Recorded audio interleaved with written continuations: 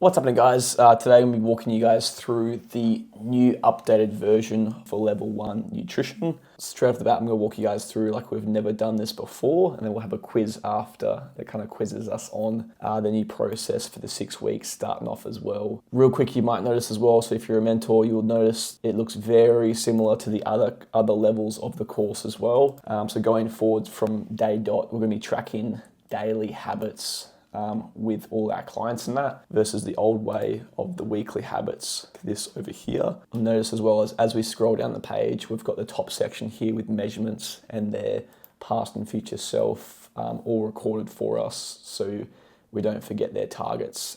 Much easier as well. Even their goals are left up the top as well, so we can always see that as well. As well as we also have all the course is now down the side, so we've got all the levels of the course, the booklet down the side here as well. So we're not using paper booklets anymore. We're basically having it all digital on the workbook here through Excel as well. First thing I want to run you guys through is structure. So just going to run through the structure for the nutrition consult. Really cool. This is exactly the same structure that we use every single time. The only thing that changes here is the weekly challenges or the weekly education. So that's the only thing that will actually change in the terms of the actual consult. So we start off number 1, bright spots or kryptonites. So we always start with wins. This creates a very positive energy for the rest of the meeting. Also, a client that can't stack wins will always quit as they didn't have their own voice in their corner. So bright spots basically teaches them how to stack gratitude, which is very, very important. Never, ever, ever, ever start by looking through their bio scan, especially if it's bad as well, because it will push the meeting into a negative space. So always start with what they did well. Next thing is we assess their weekly success habits, so we know what can be improved to level up. A coach that doesn't give feedback isn't actually a coach as well. So we want to review the 10 success habits, work on what they could improve. If it's ever not clear as well, always come back to them and just ask themselves as well, what would you like to improve this next week? A lot of the time, they're going to have the answer for you as well. And we want them to start thinking for themselves and being aware of what they'd like to improve. A lot of the time, if we just tell someone to do something, they won't do it. But if it's their idea, it's a lot more likely for them to follow through with things that are their idea. Inception. Next thing we go through is we assess rares, give alternatives, so set specific targets to reduce their rares and always offer alternatives as well. And we want to make sure that obviously the alternatives are making them still feel fulfilled and they're having food they love. We always ask as well, what's your weekly rare plan? So we want them to actually tell us what occasions they've got coming up. We want to plan with them as well, a mission, an objective to deal with those weekly rares. Without actually discussing that prior, they're going to go way overboard with it a lot of the time. So talking about it prior, getting them to set goals around their rares, their weekly rare plan as well is really important. Next up we go weekly challenge, so number 4 is weekly challenge. So each week there will be a new challenge to push them to level up within the course. It's either a challenge or a form of education.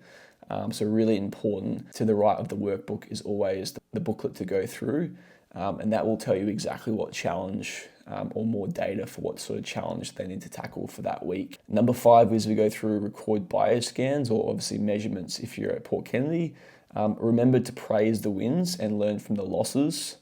So if the scan is bad, there's a reason. We want to find it and we want to level up from this. Remember as well, failure is fuel for future success. If you get a client that's really discouraged by their scan, we always have to tell them failure is fuel for future success. We're here to learn from this. We obviously make improvements and then we level up because of this as well. Scans always done towards the end as well, so you guys know exactly what they need to work on if it is a bit off as well. So next thing is we set at least 2 to 3 mentor tasks. You don't want to give them 5, 6, 7, 8 things though, because they will get quite overwhelmed. But we do want to set at least 2 to 3 clear actionable tasks for the client to take on over the next week. If they're leaving and not having any new information, they're likely not taking much from that session. So they should always be leaving with something to practice or something to apply for the next week as well. There's nothing worse than having like a mentor session and then basically wondering like, what was the point of that? So always want to have them walking away with something. Number 7 is we clearly summarize the focus. So we summarize clearly the focus for the session and the next week's focus to finish up the session as well. If you don't know how to end the meeting, always just say, alrighty, to summarize today and your focus for next week,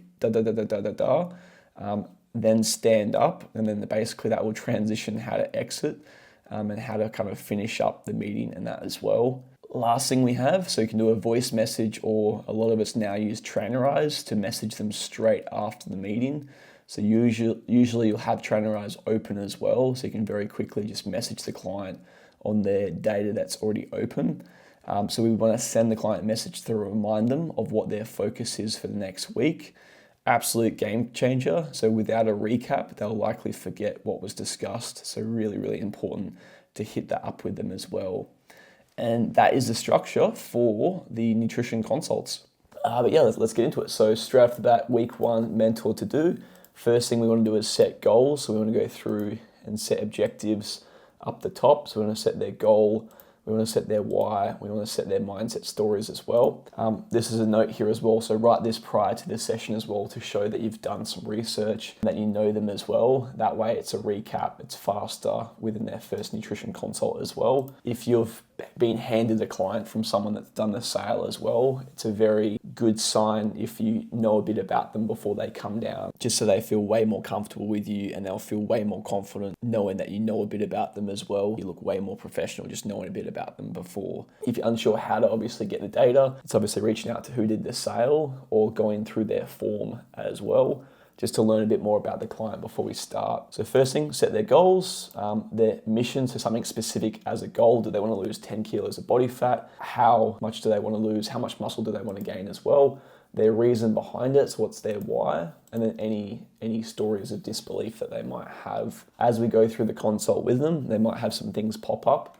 So it's always good to write up the top here, just so you know about their stories of disbelief and you're aware of what's going to kind of pop up as barriers for future as well. So once we've done that, we're then going to explain the workbook for them and the habits. So explain the success habits going through here. So these are obviously a little bit different if you're a current mentor. Number 1's prepared food for the day. Number 2's 4 healthy meals for the day as well. Number 3 is HIIT training days. Number 4's food res. Number 5's drink res. 6 is alcohol. 7 is water. And then 8 is sleep. So 9 and 10 are locked at the moment. So that's obviously steps and sugar. And then over here as well, we've got overall feeling for the week. How are they feeling? And then bright spots and kryptonites as well. They're the stats that you're going to review every week when you see them. So the first part we explain the whole thing going through left to right so they understand what we're actually looking at. Next thing we want to go through as well is we want to summarize basically the nutrition levels. So we've got on this side here, whenever they pass a level, we want to recap and explain this again.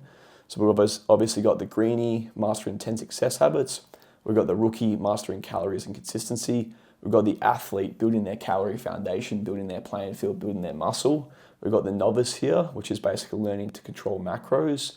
We've got the pro, who starts the shredding process, and we've got the elite, who starts carb cycling to enhance more body fat as well. And then the last process is we've got the master, who's basically reverse dieting back up to high calories to maintain the results for life. We want to recap this for the client every time they pass a level, just to basically congratulate them for moving up. And we want them to be excited about moving to the next level as well. We'll constantly say as well, a lot of clients will lose 5, 10, 15 kilos basically with us building their calories up. They might not even be in a fat loss phase yet, actually lost 15 kilos before even touching a fat loss phase. So we always say, it's amazing, you obviously haven't even done a fat loss phase yet, and you've already lost 15 kilos. Imagine what we can achieve when we start to get into the fat loss phase. We're always talking about the future with them, so they know where they're going, and they're very clear and excited to step into the fat loss phase as well. Very easy way to have a client stay with you for 6 months, 12 months plus is obviously talking about the future and having a plan for the future for them as well. Next thing, once we've done that, we go explain the document through here as well, so I can zoom right in.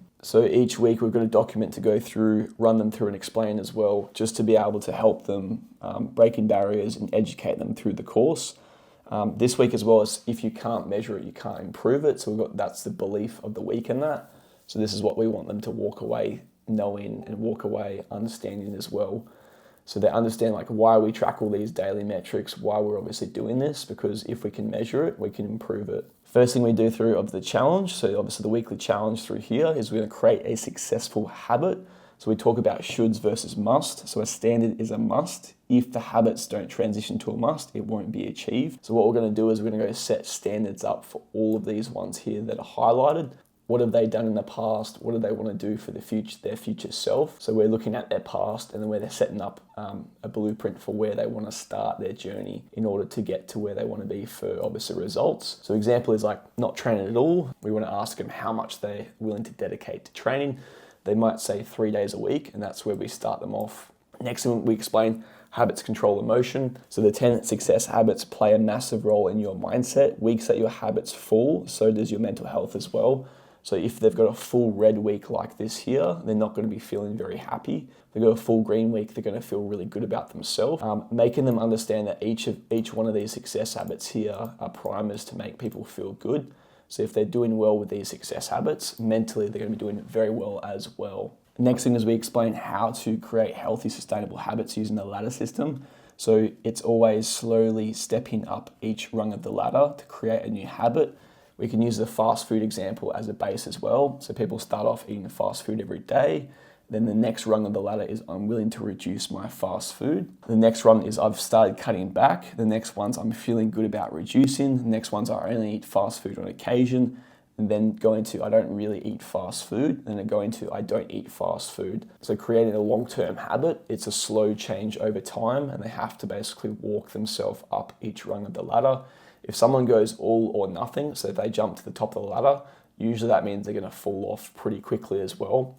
So you want to explain to the client how to actually cement habits as well for long-term success. Next, we do a demo of the shopping list, and we demo our cheat sheets plus our food diary as well. So the client's going to get a food diary to kick off their first 6 weeks as well. So they're basically just writing in the food diary all their foods that they have through the week and that. And then they also will have like mindset notes as well. So if they have a rare, they're recording notes down to explain why they've had that rare as well. This is really good because it just gives them a taste of tracking, a taste of obviously becoming self-aware as well.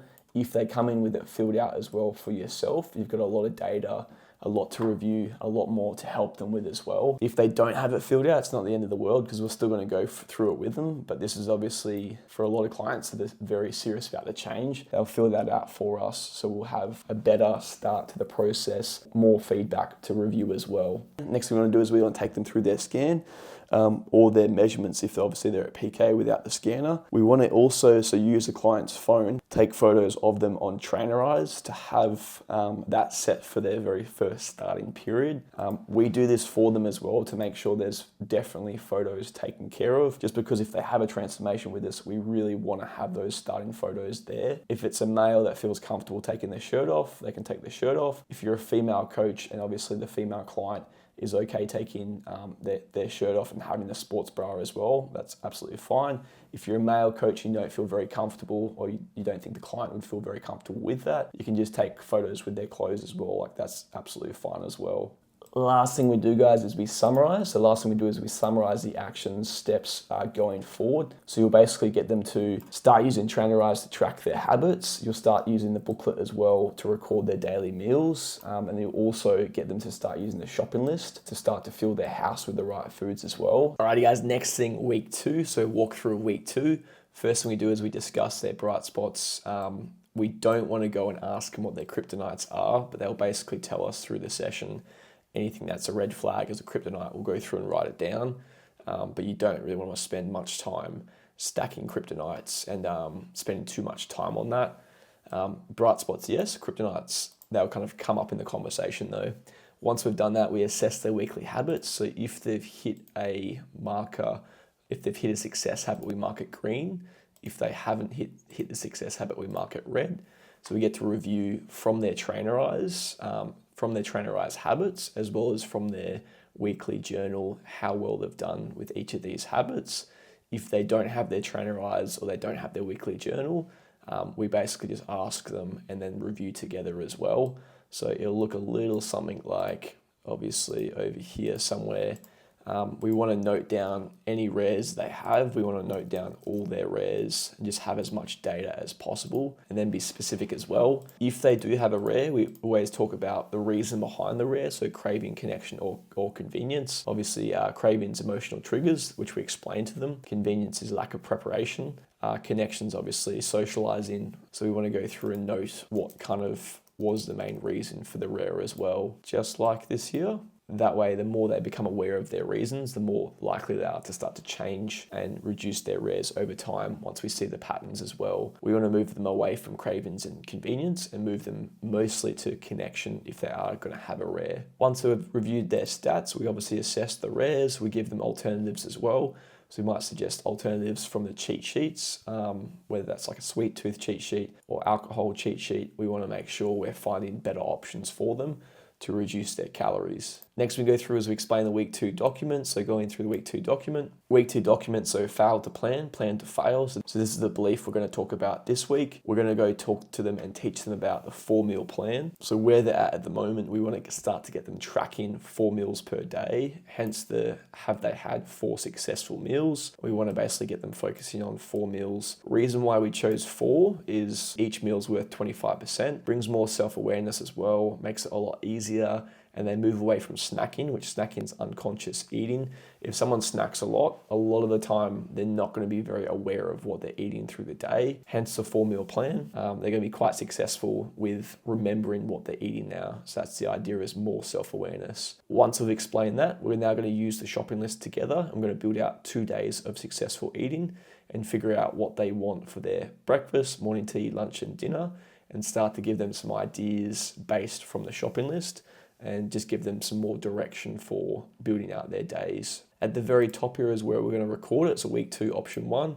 We want to really highlight the importance of breakfast as well. So we always say breakfast is 30% of our daily success for nutrition. We want to automate 2 to 3 options for best success as well. We also let them know as well, if they start the day strong, they're more likely to have a successful rest of the day as well. Hence why breakfast is a high importance. So using the shopping list and discussing a bit of a plan of action for the client for those 4 meals to give them a clear outline for exactly what they want to have. At the end of this, we want to estimate their protein. So real basic, 100 grams of meat, 25 gram average for protein powder, 25 gram average as well. I'll chuck in some more options down here as well, but you can also use the booklet to kind of estimate roughly how much protein they're having as well. Just so we have an outline so we know the basic plan and what amount of protein they're hitting for their basic plan as well. Next thing we go through is we assess the bioscan or the weekly measurements.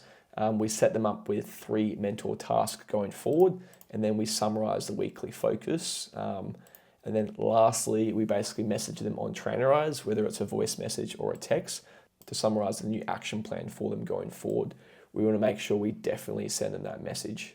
Week 3 starts off with bright spots again. So we hit up the bright spots. We discuss the weekly standards, how they've gone over the last week and that. So we review once again on the workbook, review green or red days on the workbook. Green's obviously they've hit their target. Red is they haven't hit their target.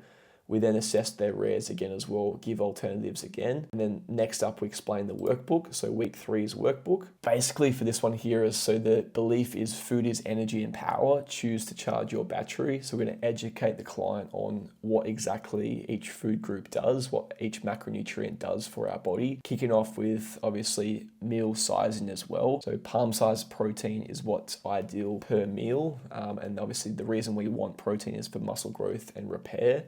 Handful of carbs is what's ideal for a balanced meal as well. Obviously, so carbs are obviously a foundation for energy. So we educate them on, we do need carbohydrates for energy stores. Thumbful of fat is the size we're going for our fat per meal as well. And then fats obviously role as brain function, hormones, and immune system as well. Then fist size of vegetables as well. So vegetables, we need vegetables because they're rich in vitamins, minerals, fiber as well to aid digestion health, and then disease prevention as well. Why we want to balance the macros. So we want to explain exactly why we want to balance these macros. So each meal we want to have palm-sized protein, handful of carbs, thumb size full of fats, and then a fist size of vegetables.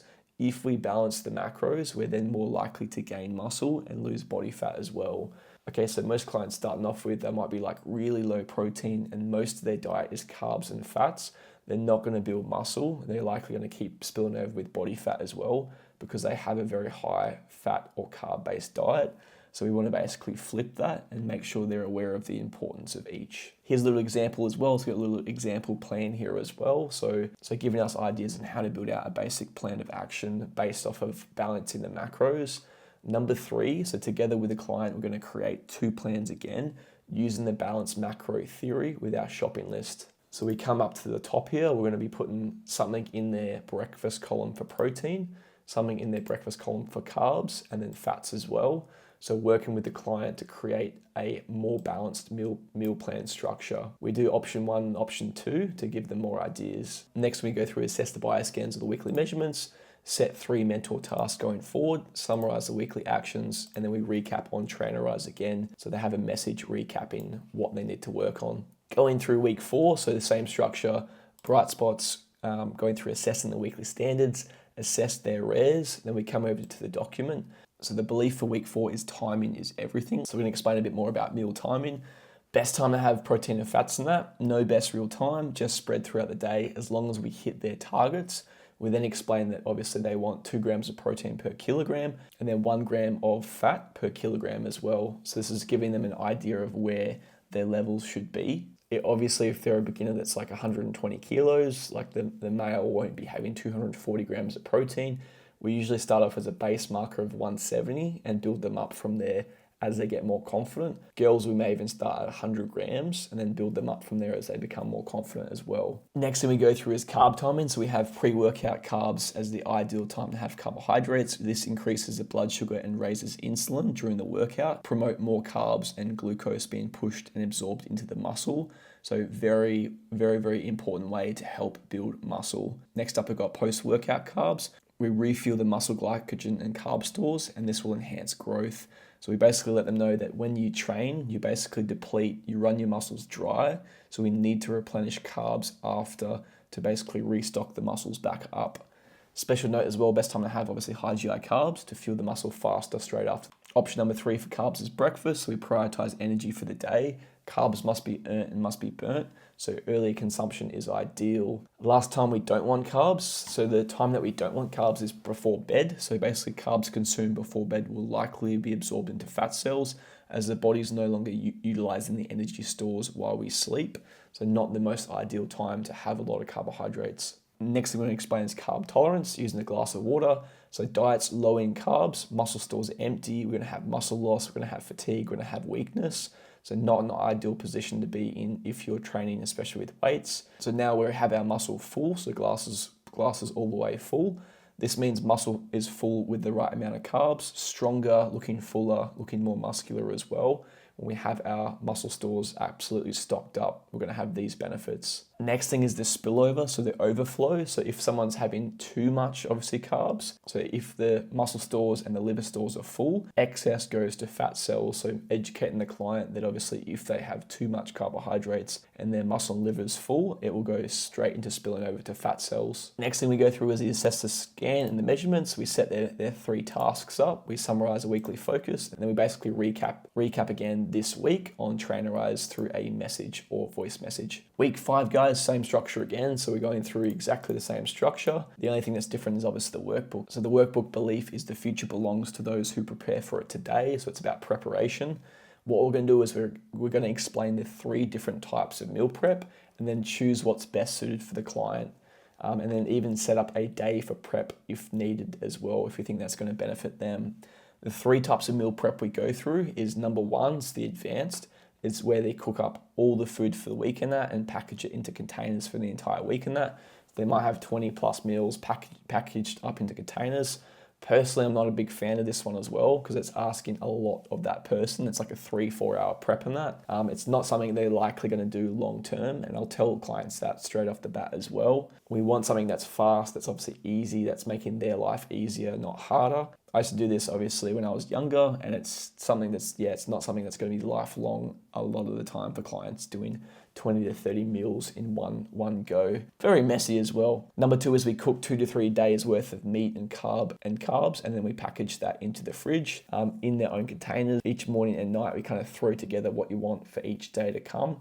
So it's basically cooking up bulk meat in separate containers, cooking up some rice and stuff or some pasta or whatever carbs you're having, and then basically throwing it together the night before from obviously that carb or protein prep they've done earlier. Way easier way to obviously meal prep, and this is obviously intermediate. Lastly, the beginner meal prep is cooking dinner and then having the same meal for lunch the next day. So definitely beginner meal prep, much easier as well.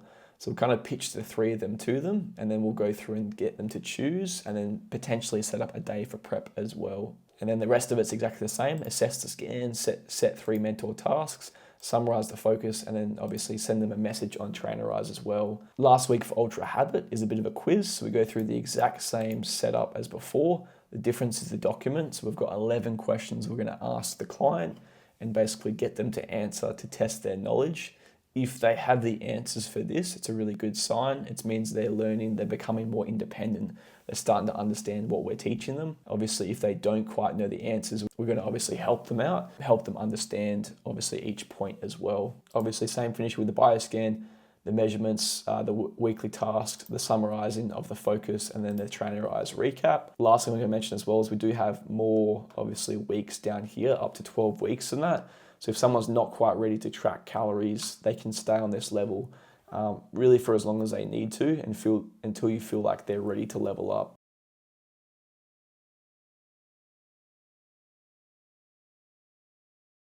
Week 6 as well, so it's the future belongs to those who prepare for it today.